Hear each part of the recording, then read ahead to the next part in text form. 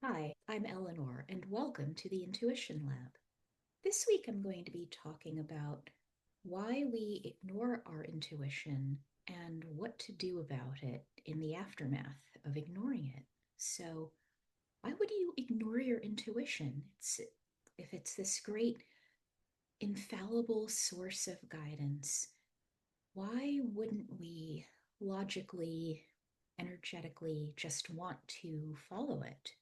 Well, there are a few good reasons, and some I'm sure we've all done. I've probably done all of these at some point in my life. So, the first reason why you might ignore your intuition is because you're not sure if the guidance you're receiving or the voice you hear, messages you are receiving. I talked about this a bit last week. Are you sure if it's really your intuition? And if that's the case, then I encourage you to listen to the previous episode where I basically talk about how to gather data to bolster your intuition because it's a muscle that you need to flex and you need to become comfortable with knowing that the voice you hear is really you, that it's not your friends, it's not your family, it's not your fear or anxiety. It's your higher self helping you to get on your appointed path. So, if you're not sure if it's really your intuition, I would encourage you to build a meditative or contemplative practice or just a way of calming down and tuning into you, finding your energetic five state, which I've also mentioned in a previous episode, and just practice accessing those 2 points so that you know that the voice you hear is really your intuition. So that's the first reason. The second reason is you still don't quite trust it. You know, you think, okay, there's this voice or knowing or however you connect with your intuitive guidance. You're starting to get information, but you don't trust it. Again, I would refer you to keeping a log of your intuitive hits, which I went into great detail into episode 5. Just log your hits, the time, what information you receive, how you received it, what actually came to pass, and note the date and time of that too. And also how you access the information, not just how you received it, but was it a feeling, just any sort of qualitative or quantitative detail that you received? So you need to build trust in it. And how do you build trust? Through consistency, through showing up in the way that you want to show up. And that's also true for your intuition. You need to tap in with consistency. You need to validate your hunches. You need to learn what your intuitive tells are. You know, do you feel a certain way when something's about to happen?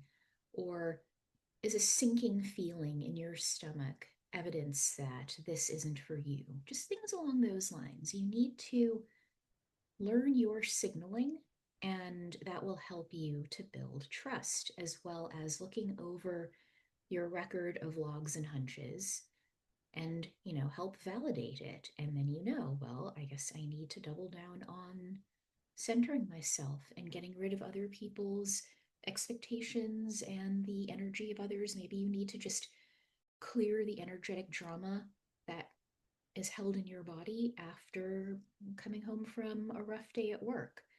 Or maybe your relationship isn't the safe haven you need it to be. You can validate your hunches and find a space where it is safe for you to examine your intuitive guidance.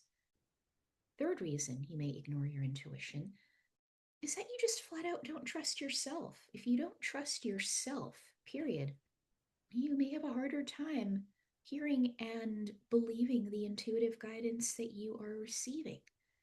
Again, how do you build self-trust? And this is something that I have dealt with for much of my life. It is the small things you do for yourself, the consistency with which you do things that you know are in your best interest, such as You know, do I have a regular sleep schedule? I'm going to get right down to basics. You know, do I trust myself to do what's best for me? Do I do what's best for me?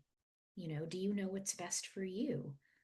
Do you trust yourself to make your own decisions, or are you forever looking outside of yourself? So, ways to build self trust are paramount and they will help you to pay better heed to your intuition. But I think the easiest way to do it is to start small, find small ways that will really have benefit to you or showing up for yourself. Like if you know that, you know, maybe your first 2 cups of coffee or the day are great for you, but the third really pushes you over the edge into being jittery or angry or whatever, unable to focus, trust yourself enough to say, I'm going to stop doing this. Trust yourself to, like I said, do the small things that you know are good for you, see the positive results, and then use that as a way to build trust in yourself. Now, the next reason is a big one I am certainly guilty of. When you just say, intuition, I know what you're telling me, but the heart wants what the heart wants. And the way we often do this is in relationships where you know this person is not for you, you know it, they're not for you, and you force it because you just want them. Or you force buying a thing for yourself, like a car, that you know, this isn't the best choice for me right now, but I just want it. And you can substitute car, jewelry, whatever. Um, you know, sometimes it's that extra slice or piece of whatever you're eating. You just want it, even though it may derail you or, you know, push you over into a binge cycle, which is something I've dealt with. But sometimes the heart just wants what the heart wants, even though you know it's not good for you. You are hell bent on doing that thing. Another reason you may ignore your intuition is that you are meant to learn a hard lesson. So let's say you keep getting intuitive nudges, and this is speaking from my own experience about needing to leave a job because it's not a healthy environment for you. You're being underpaid, you're not appreciated, you're treated shabbily, what, you know, whatever else you can add to that. And you keep getting the nudges, but you think, well, you know, it's sort of comfortable. Why would I give this up and go to somewhere that could be even worse? Yeah, I could be paid more, but I'm getting by. And then the whole thing just blows up in your face. It's because you were meant to learn the lesson that when you get these intuitive nudges, you act on them. Because if you don't act on them, when you get that first little poke, the universe is going to ramp things up. It's going to get louder and louder and louder until you can't ignore it. And sometimes that means you lose a job or a relationship blows up, like you find out someone's cheating or they've lied to you all along.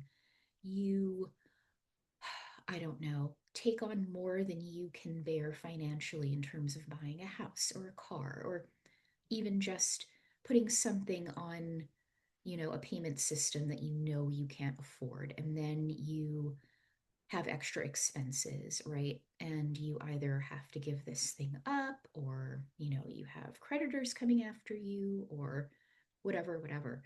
Sometimes you are meant to learn the lesson. For me, it has especially shown up in my life with going after people who were not available for any number of reasons. And I end up getting hurt, and I knew, and I did it anyway because it was a combination of I just want this, and I am meant to learn the lesson about people who are unsafe or unavailable. And I just came up with one more reason. And sometimes you ignore your intuition because you are being set on not a fast track, but an alternate branch of your path. So I'm going to give an example that I have seen multiple times in dealing with clients and people I've known is that you get involved with the wrong person. Maybe you get married, maybe you just, are together for a while, and you end up having a child or two together. And then inevitably, things fall apart. And you might ask, why? Why? I'm glad I got my kids. Sometimes it's because you were specifically meant to create or manifest or experience something. And there are multiple ways of experiencing it. So maybe if you hadn't forced the issue with person X, person Y would have come along and you still would have had basically, not with the same DNA, but essentially children with the same soul who are meant to be a part of you. And you're just sort of forcing the timeline a little. Sometimes you're just meant to manifest or experience something, and the universe says, okay, well, really, this was based on the decisions you've made, because really that's what our path is. It is almost exclusively made up of the decisions that we make. There are very few things in life that are destined to be. Like, we're meant to be born, we're meant to leave the planet, we're meant to have specific experiences, but I would say like 89, 90% of it is purely based on the choices we make. Very little of it is fated, if you will. So you could have, you were meant to have a couple of children, right? Or maybe you weren't, but in this case, let's just say you were meant to have a couple of children, and you decide you're going to get together with person X instead of person Y. And the universe is like, okay, well, it's a little earlier than what the plan was, but here you are, right? So sometimes it's just because you've forced the timeline a bit. So now that you've ignored your intuition, maybe you've really gone off the rails, or maybe you've just fallen down a hole. What do you do next? And that really depends on, has the result of your choice fully materialized yet? Yes or no? Let's say you meet someone, and I keep using this example, but it's sort of near and dear to my heart because I've learned some hard lessons this way. um, let's say you meet someone and you just have this, they're not for me, but they're so whatever, I just want to see where this goes. you know, so if you're still in the energetic part of it, like maybe you haven't met up with them yet, or you make a decision and you just feel immediately that was not the right thing to do. And maybe even after your decision anxiety dies down, you still know this is the wrong choice. Obviously, before it manifests, you have the ability to immediately course correct. So if you start, or even just in terms of energy, if you start going down a path, like you get a call from a relative, you always fight with them and you just feel it going south, you have the option of ending the call or changing your energy and saying, you know what, they're always like this. I'm not going to feed the beast. I'm not going to feed it. I am just going to let them go on and then kindly hang up the phone, like whatever, something like that. So if it is still, you just feel the energy shift around it, you're in a great place because you can physically do something to reverse the decision you made, like canceling an order, for example. Or you can start to change your energy, and that might be through calming down, through meditating, through exercising, for whatever you do to sort of get you out of either an energetically keyed up state. So if you're familiar with my energetic five state, anything like over a six, you want to get back to the five. Or if you start to get depressed, what will get you back to the 4.5 to 5.5 range on my 0 to 10, energetic state gauge. Um, so yeah, if it hasn't materialized yet, that's where you can just like, change your thoughts, change your life. That's where you can do that. Now, if it has materialized, there are many things you can do. So the first thing you can do once you've grounded yourself a bit and gotten out of the oh crap, what have I done feeling is to ask your intuition, okay, now what? Now what? And just let whatever comes up come to you. and follow that, right? Easier said than done, but it is what it is. You can also ask yourself, how do I get out of this? Or what is my next best step now based on this decision I have made? And you will probably get like 3 to 5. Usually, I find that's what I receive and other people I work with receive. You usually get like 3 to 5 options that either appear in your head or you just, encounter outside of you. I would, especially if you feel stuck about what to do next, I would just write those down or speak them into a voice note, however you capture information, and then just start to iterate and just sit with each possibility and pick the one that feels most aligned to you and do it. But the key thing you want to do is to find what your next best step is. The other thing to ask yourself is, how can I get out of this with the least amount of drama or bother? So, the previous 3 things I mentioned are just questions you can ask yourself. You want to ask this when you are feeling calm and receptive to hearing information. And it may be something you really don't want to hear, but you owe it to yourself to listen and hear it and implement it as best you can. Because remember, you make a choice, you can make another choice. It's less about undoing what you've done, it's more about moving forward and not dwelling on the mistake or mistake to be that you've made. Um, but yes, this is all dependent on your being able to hear your intuition. This is more of an issue of sometimes just not having the courage to follow what you know is right. And it's something that I deal with quite often.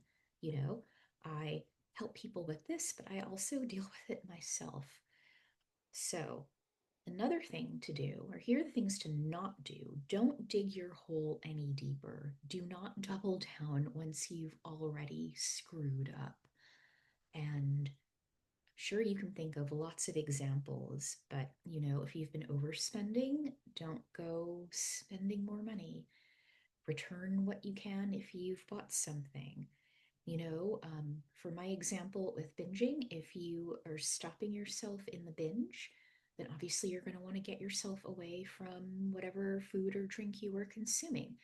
Maybe go for a walk or just get yourself the heck away from whatever it is that is causing the behavior. Um, don't resign yourself to misery. Many of us were raised with the you made your bed, now you have to lie in it. And I'm here to say that that is only helpful in terms of getting you to accept the truth of your situation, to get you to the, yeah, I screwed up, something is not going right here.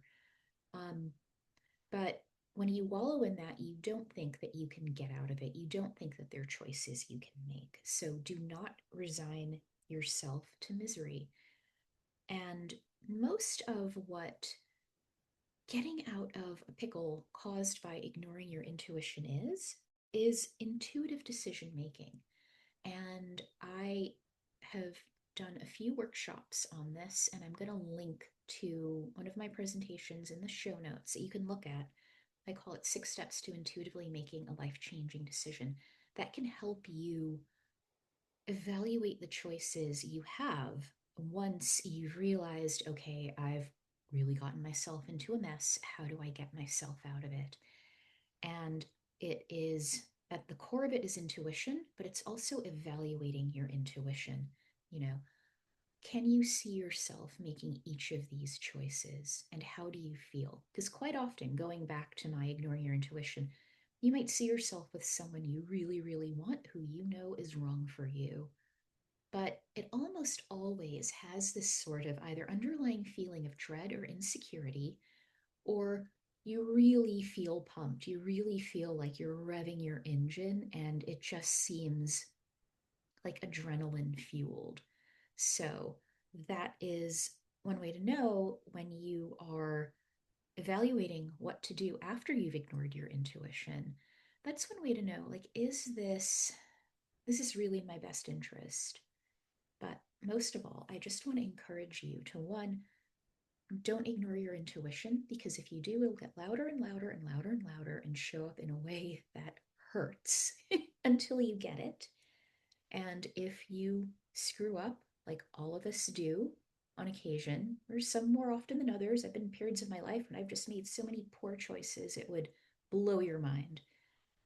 Knowing that you can get out of this, it may take time, it may hurt.